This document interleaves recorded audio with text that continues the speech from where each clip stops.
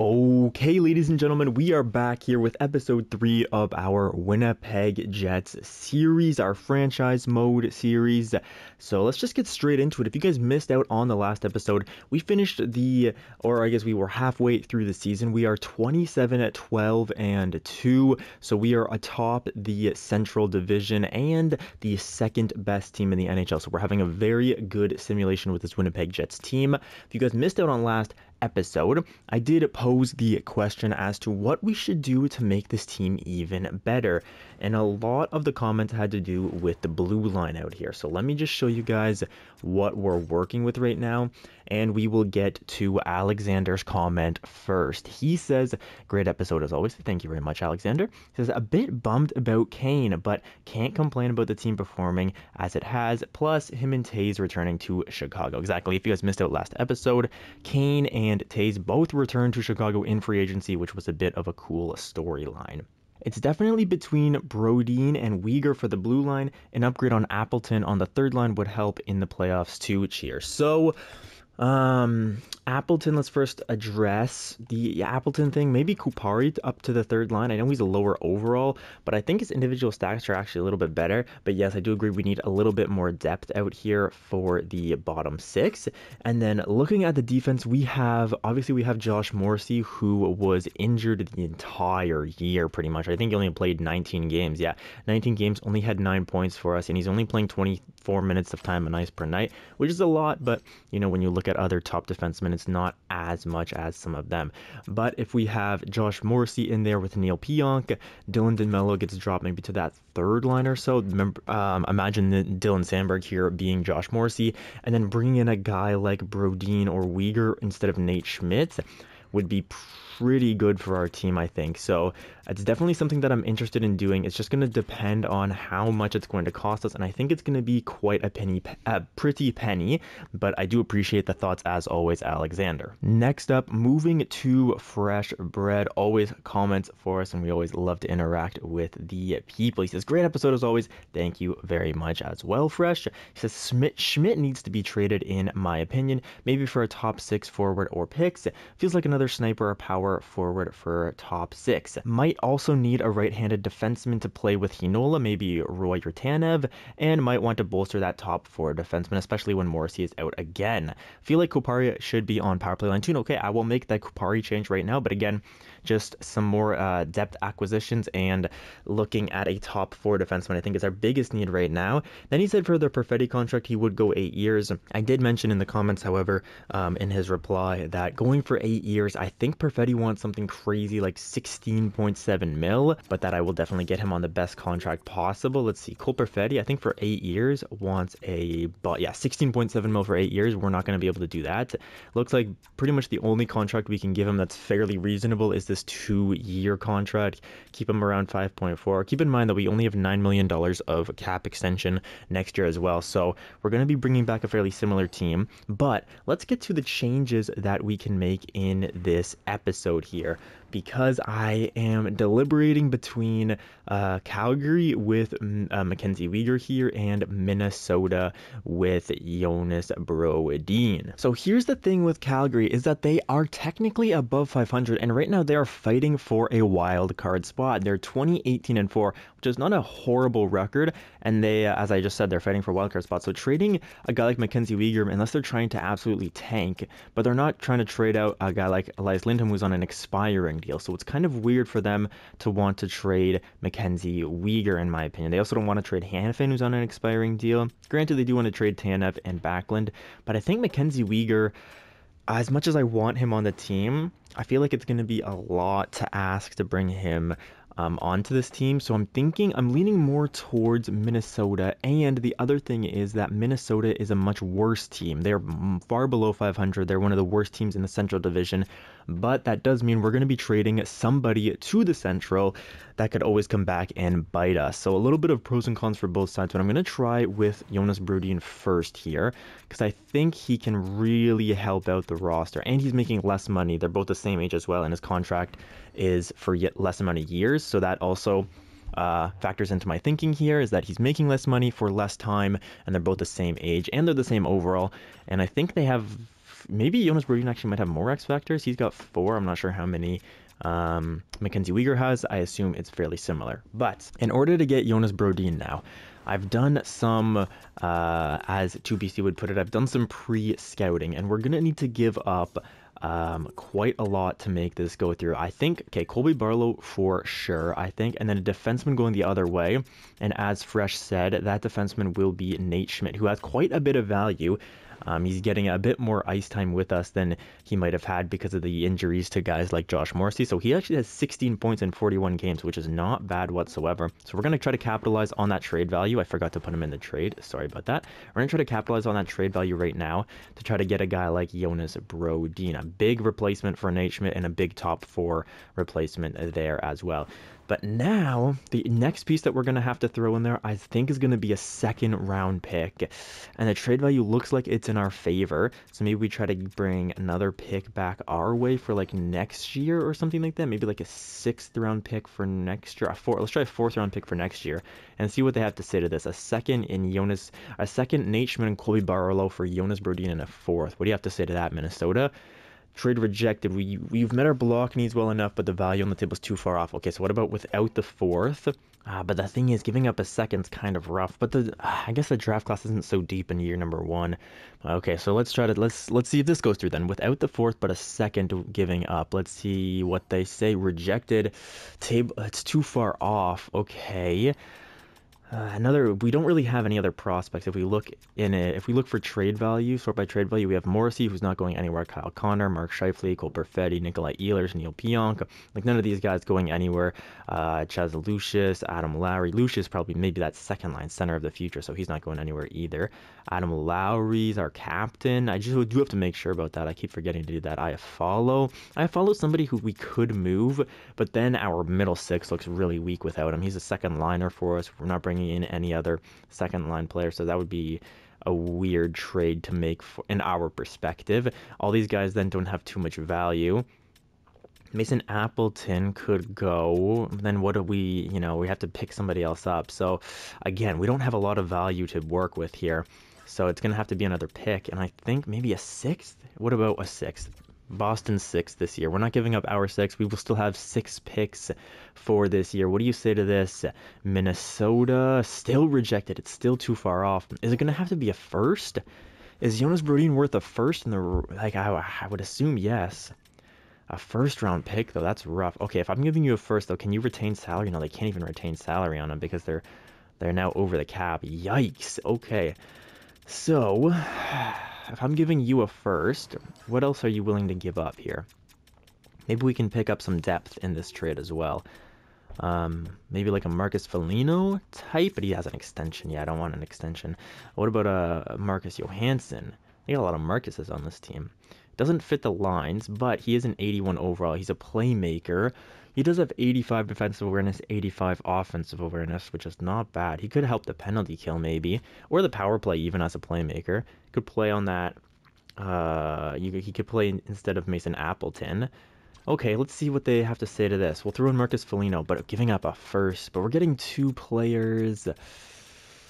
But then do I have to give up a forward? Because who are my forwards now? Okay, so this is the trade I'm looking at now.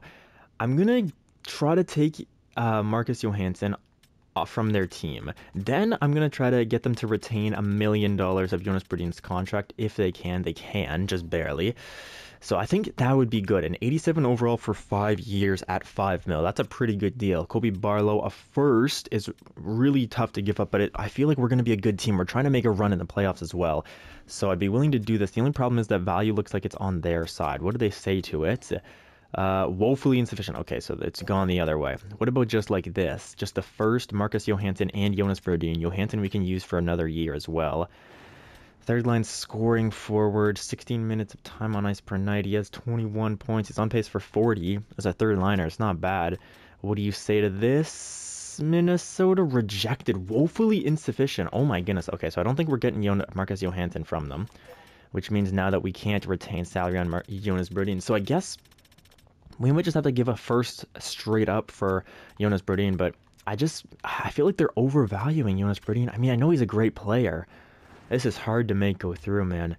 Two-way forward. He's got 92 defensive awareness, 92 stick checking, 86 offensive awareness. Like, he's an amazing player. 90 discipline. Does that actually... Yeah, he only has 16 penalty minutes, I guess. Good skater, good physical. He's a really good player. Fits defensive pairing line too as well, and all penalty kill lines. Yeah, this is somebody that I really want on my team. So we're gonna have to give up a first for it. Can we get at least like a 7th back into like next year or something? Like just something back. What do you say to this? Accepted. Okay, so we get Jonas Brodin on the team. It costs a 1st round pick this year, but I think it's gonna help us be that much better. So let me go to the roster moves and let me make some line changes here. It's a big price to pay, I'm not gonna lie, but I think it's worth it here. Nate Schmidt leaves the team, but we're gonna throw in Jonas Brodin instead and get him up on that first line. -3 on the first line. Is it actually, or is it a glitch? Let's see. I'm gonna leave the lines and then come back in and see if it's actually a glitch or if that's real, because there is a glitch where a -3 will occur even if it doesn't have -3. So let's see. Yeah, -1. Okay, -1 I can deal with because Josh Morrissey and Neil Pionk had -2. So I will take that. Jonas Brodin now. We can throw him on the power play instead of Ville Heinola. Our power play has been suffering. I will also put what's his name? Also put Rasmus Kupari on the 2nd unit power play as well. Maybe instead of, we'll get Adam Lowry taking that draw. And maybe instead of Iafallo, we'll put Kupari and see if that can help us out any. So, and he doesn't help the chemistry, but look at how well he fits the bottom 6. Kupari hopefully will be a staple on this in this franchise mode. He fits the bottom 6 so well, as long as we can play it out with this coach, that is. Okay, now Jonas Brodin on that 1st unit penalty kill. Yes, that's what I want to see. Then Kupari 2nd unit, or Neil Pionk. We have a good penalty kill, man. Okay, I like these lines. It sucks giving up a 1st round pick, but at the same time, we're a playoff team and we're trying to be a real good team. We're one of the best teams in the NHL, so let's start simulating again. We do have the injury to Josh Morrissey. He will be coming back in the lineup soon, so the lines look good. Let's see if the addition of Jonas Brodin. Actually, let's do a real-time simulation here up against the Philadelphia Flyers with Jonas Brodin in the lineup for the first time ever as a Winnipeg Jets. Let's go here, boys. Let's do this. Let's get that first period underway. It's a 0-0 game. Good defense from us, at least. I like to see that. 2nd period. Let's go offense. And that's a 2-1 victory. Adam Lowry shorthanded. Neil Pionk on the power play. They also score on the power play, though. So the special teams coming alive here for both sides. We are out shooting them 33-15, so a dominant performance for us. But that Philadelphia defense, man, just like in the real world, they defend for their lives under John Tortorella. They're going to play for him, but this is not the the October Philadelphia Flyers, hopefully. And no, it is not. We're going to win that game 2-1, a nail biter for us. But a great performance out of the boys. Connor Hellebuck with a .958 save percentage. Adam Lowry with a goal. And as I see Adam Lowry, I'm once again reminded that I want to check the captains and jerseys and stuff like that to make sure that Adam Lowry is our captain. I don't see why he wouldn't be. EA did put an update out. So yeah, Adam Lowry is our captain, Mark Scheifele an assistant, and Josh Morrissey the other assistant. Winnipeg Jets fans, I'm not sure if that's right, but I think it is. I don't know, but I'm going to assume it is for right now. And either way, that's kind of how I would have it, not knowing the locker room things, things that go on in the locker room and things like that. As an outsider, that's what I would see just on the ice. So here we go, up against the New York Islanders, and Josh Morrissey's fully healed. That's massive, and that's another win. So we are 2-0 with Fabian Wagner. I got to throw him in there as well. We're 2-0 with the new lines. I will now put Josh Morrissey and Fabian Wagner in there, as well as do all the scouting. So I'll be right back. All right, I was wrong on my scouting dates. I do have to go back January 30th, but take a look at these brand new lines. Now, the forward core looks the same, but defensively, we look real strong now. So we're going to run basically with 3 top 4 defensemen, I guess. Morrissey, Pionk, and then Jonas Brodin on that 2nd unit. But then we're also going to run with Jonas Brodin and Josh Morrissey basically everywhere. They're on the 1st unit penalty kill, line 1. Also, the 1st unit penalty kill, line 2. Or 5-on-3 penalty kills as well. And then on the power play, we're also going to have Two defensemen on our second unit power play here with Neil Pionk, Jonas Brodin. Trying not to give up any shorties. We also have Rasmus Kupari there, as suggested by Fresh. So I hope that those lines suffice. If we start to falter or if we aren't playing as well, I still might make some trade deadline acquisitions for some bottom six depth here, because I know that was suggested quite a bit in the comments. So we're going to see how the team plays. We should be good. We are now fully healthy, so should we go up and watch these Ottawa Senator games? We are also currently still the second best team in the NHL, so let's watch the Senators with a fully healthy team for the first time in quite a while. Let's go here. Winnipeg versus Ottawa. We are at the Canadian Tire Center as well, making the trip out east are we. So let's get this first period underway. The Ottawa Senators score on the power play, and Josh Morrissey, in his return to the lineup, gets a goal for us on Jonas Korpisalo, who has had a very up and down season as a Sens fan. Obviously, I watch all their games. Oh my goodness, and we explode for offense there. Pionk and DeMello, the blue line, getting it done for us. Nikolai Ehlers pots one in there as well. But yeah, man, Jonas Korpisalo, the Sens fans thought that he might be the fix for us in the back end as Kyle Connor gets us up 5-1. But I saw the same narrative come in with Cam Talbot and with Matt Murray, years prior. This guy's going to be the guy to lock it down for our, young defensive core. He's going to be the guy that shuts people out, but hasn't happened. I mean, he did have a great game. Yeah, against Pittsburgh. He had a great game against Pittsburgh. As Winnipeg Jets here in our simulation win, we win that 5-2. But Korpisalo had a great game against Pittsburgh, but other than that, he hasn't had amazing games. He did have a good game against LA the other night as well, but I want to see a little bit more out of the guy, especially with all this hype coming in around him. But that's neither here nor there. We have some simulating to do here. Going to simulate to the 30th or so. That's a loss to Boston. Okay, but Boston's a real good team. Let's get right back on the winning horse. That's another loss to Toronto. Come on, boys. A home and home. We like to split home and homes at the very least. And that's a win. Okay, overtime win. Get back on the winning horse. I like that. And now I have to do the scouting. Okay, ladies and gentlemen, let's get back on the horse now. We're going to do some calendar simulation. I haven't done much calendar sim, but we're going to do maybe 2 weeks at a time. Let's go to the 18th here. Hope that no injuries happen. Touch wood. You guys know 5-1 win there against Pittsburgh. Then a loss. Can we come back with another win? No, we do not. That's another loss. Okay, so we've been losing some games here recently, but then we get a win there. Manitoba player Dmitry Kuzmin, is he important? I don't even remember, man. I gotta check it out, though. All right, I threw Kuzmin back in there. And then, of course, this glitch from, NHL 20 is still in the game. So that's 2 games in a row right there. Now, Jonas Brodin facing his old team. Should we go and watch it? No, we've watched a lot of games already. Let's just go to the trade deadline here and see how the boys perform. So up against Calgary, it's a win. And then a loss. Of course, we lose to Minnesota. Oh, my goodness. Then we get another win, though. Alex Chason. Okay, we can just replace him. That's another win. So that's 2 in a row there. Head coach of the Pittsburgh Penguins has been fired. Glenn Gormley. That's kind of funny. Jonas Brodin injured until March 18th. Oh, man, of course. And as soon as the team starts rolling a little bit, we're going to get another big injury to one of our defensemen. All right, boys. Ville Heinola, look at that. Ville Heinola has bumped up to an 80 overall. He's listed as a top 6 forward now. I think he was depth to start the year, so that's nice to see. We're going to put in Dylan Sandberg, I think, in there. We'll substitute in all lines, but I will have to go and make changes. Oh, my gosh, -3. That's yikes. Okay. Let me just make some changes here, boys. I won't make you watch it. Don't worry. Okay, boys. So I've gotten the lines fixed up. I am going to check that this is not a -3. So actually, give me a second here. I do want to stop the simulation. I got to spam B, or sorry, a circle. B if you're on Xbox. Let's go and see the lines. I just want to make sure that we don't have a -3 there on that third defensive pairing, because that would be quite detrimental to the simulation. So I'm just going to look at this real quick. Defense, yes, a 0. Okay, so EA glitch is still in effect. Love to see that. Thank you, EA, for making my GM mode as functional as possible. But anyways, let's simulate to the Seattle game, and then I can evaluate where we are as a team. And Alex Chiasson's back. We'll just continue. That's another win. So that's 3 in a row, 4 in a row, and then we lose to Buffalo. But then we beat Seattle. So we are currently the best team in the NHL points-wise. So I don't know if I want to make any changes, boys. I know we want to improve our depth, but, sometimes the chemistry of the team is, I know morale is not a thing, but, sometimes you don't want to mess with a good thing here. So we went on a 5-game winning streak. This is a 1, 2, 3, 4, 5-game winning streak, and then we lost. So we've won 6 out of our last 5 going up to the trade deadline.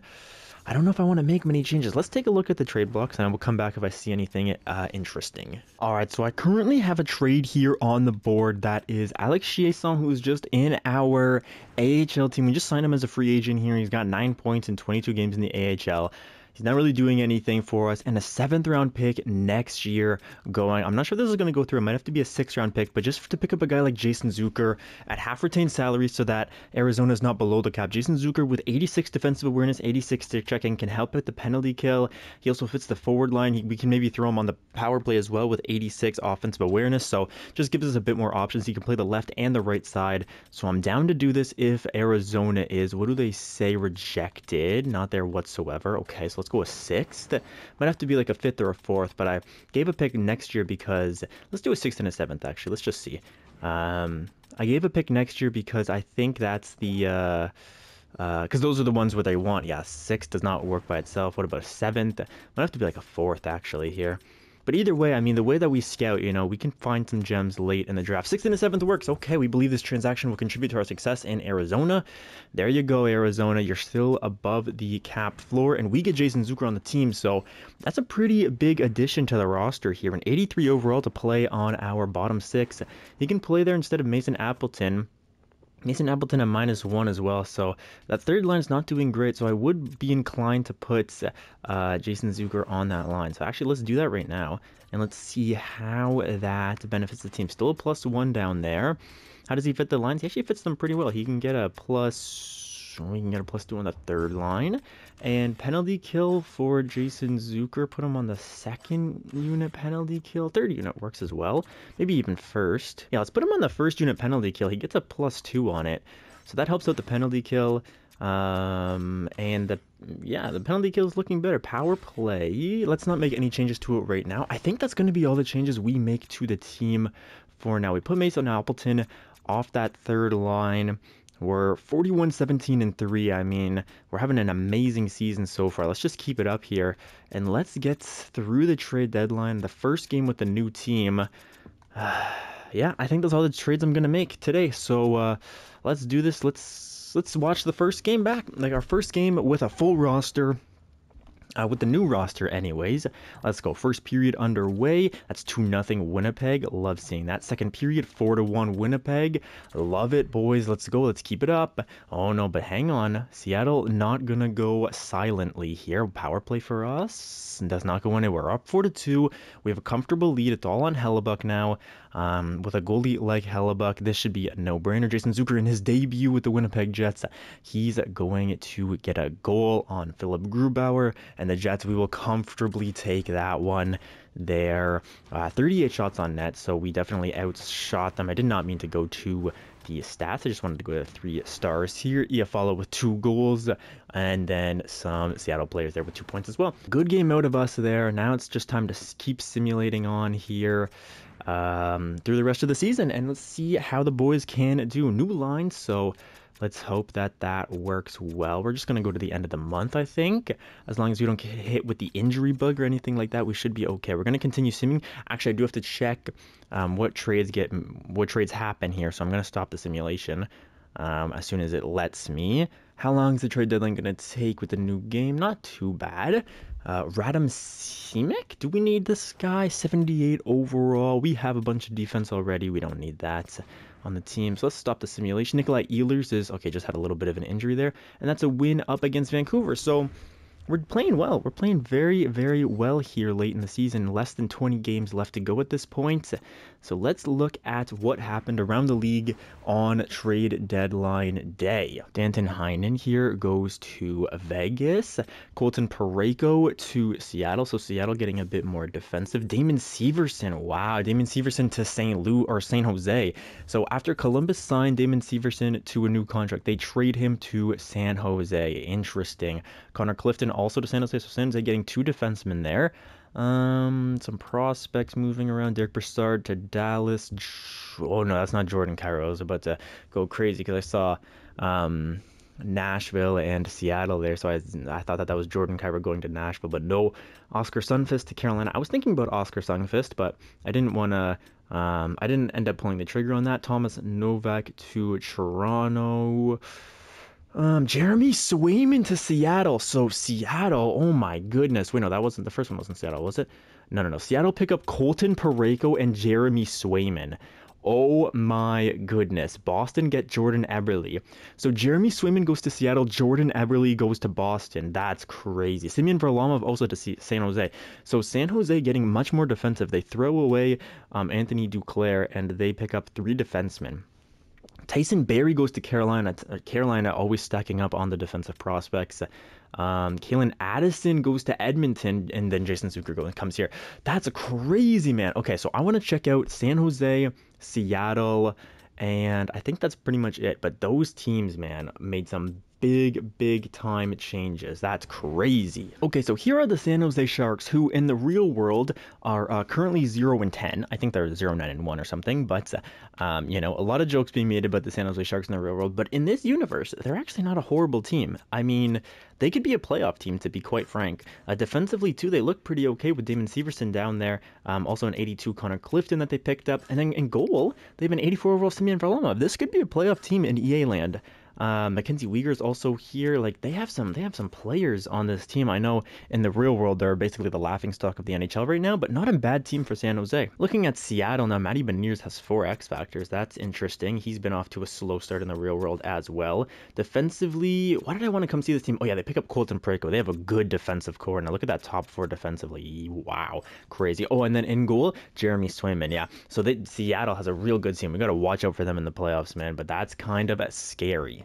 But enough about other teams. We are on a winning streak here.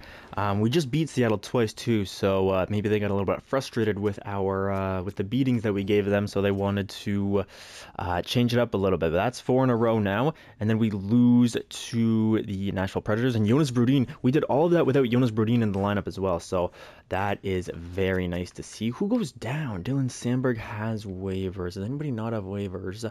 Billy Hinola, but he's playing well, so maybe Eric Stahl we can send out. Yeah, Eric Stahl's on a 2-way contract, right? So we can send him down.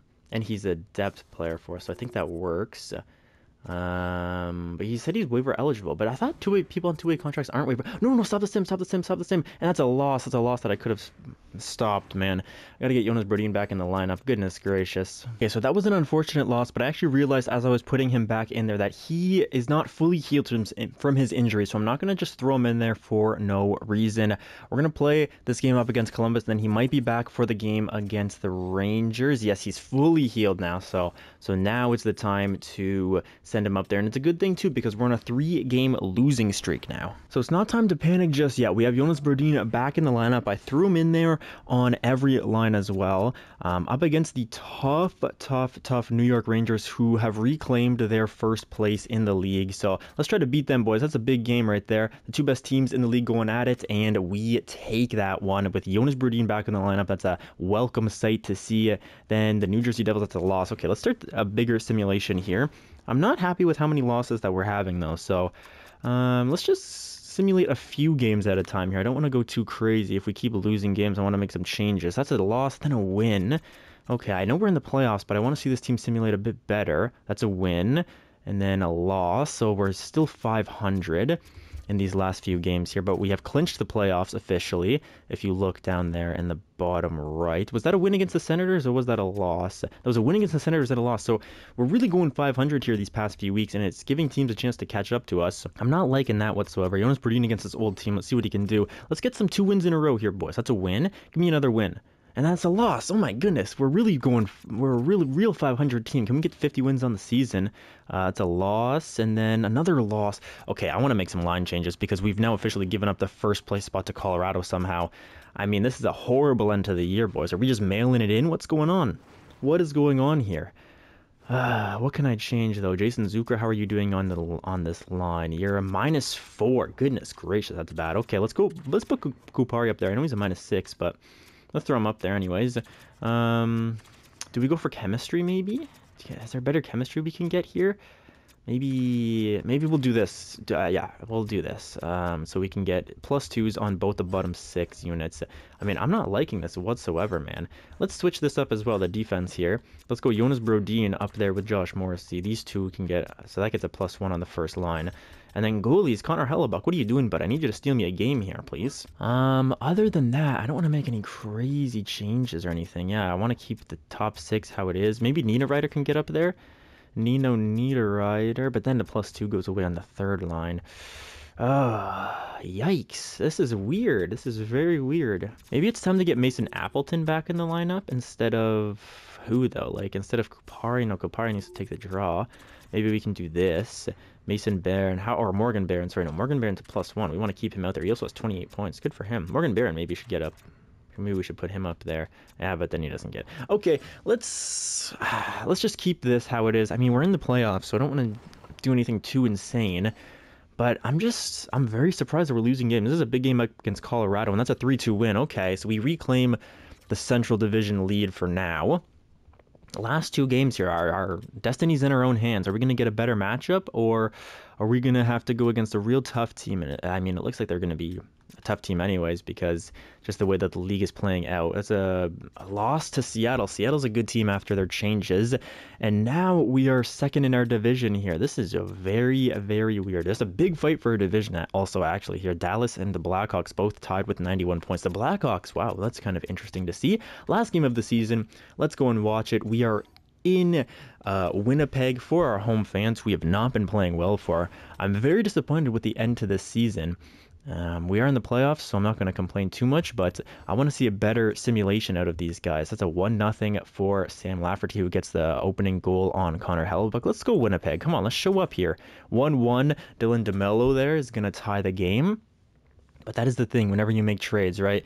You risk the team being a little bit worse, and then you always think, oh man, maybe I shouldn't have done anything. And Ilya Mikheyev goes off on us. Mark Scheifele, though, going to get another goal. Connor Garland, though, brings them back to within, or gives them the 2-goal lead. Elias Pettersson, 3-goal lead. So that's a bad end to the season. And it really leaves me thinking, like, man, maybe I shouldn't have done anything. Maybe I shouldn't have made the move, which is kind of what I was thinking anyways, but I know you guys wanted some depth down there in the bottom 6. I'm not blaming you for it either. I mean, the boys just didn't show up. The team got better with these changes for sure. Putting in 83 on the third line definitely means we're better. So I don't know what it is. Has everybody played 82 games? I believe so. Yes, they have. So now we can take a look at the entire league. Remember, we were second in the league at one point. We were first in the league at one point, but we end the season with 50 wins at least. Looks like we're second in our division. I guess the regulation plus overtime wins goes to Colorado there. In the entire league, we're the 3rd best team in the league. Nothing to be ashamed about in the long run.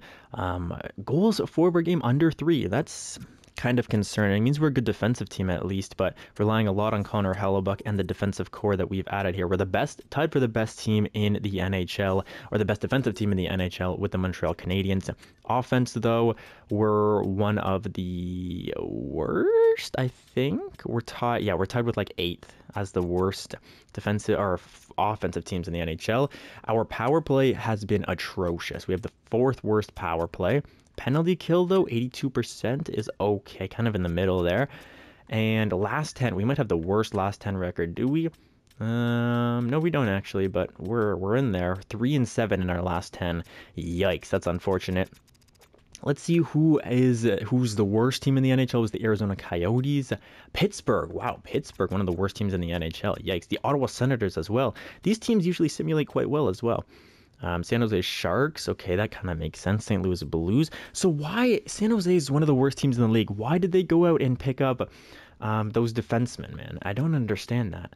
St. Louis is out here. Who is the other team? Seattle. Where's Seattle? Seattle, one of the worst teams in the league as well. So I don't get why these teams make trades to make themselves better. Minnesota makes sense why they would ship out Jonas Brodin, as they did not make the playoffs. So that's a good for them. Good decision by them. The Chicago Blackhawks in 18th. They end up making the playoffs. So, you know, Calgary gets smoked, man. You finish 16th and you don't make the playoffs, you're going to be livid. That's rough. The rest of the standings look like this. Anaheim up here. That's kind of interesting. Toronto only at 13. Usually they're a bit better than that. But that's what the standings look like, boys. Don't have to take too much longer on that. Looking at the individual stats now, Mark Scheifele, good thing you decided to show up this year because you're getting paid 8.5 for the next 7 years after this year, so that's good. Kyle Connor does not quite hit 40, but he's close, 39 and 38, also a plus 18. Only 8 penalty minutes as well, so maybe in there for, what's that award called? I don't remember, but it's like the Sportsmanship Award or something like that. Then we have Nikolai Ehlers, who played 76 and had 68 points. Good season out of Nikolai Ehlers playing on that top line. Cole Perfetti played all 82 and he had 54 points. A career year out of Cole Perfetti.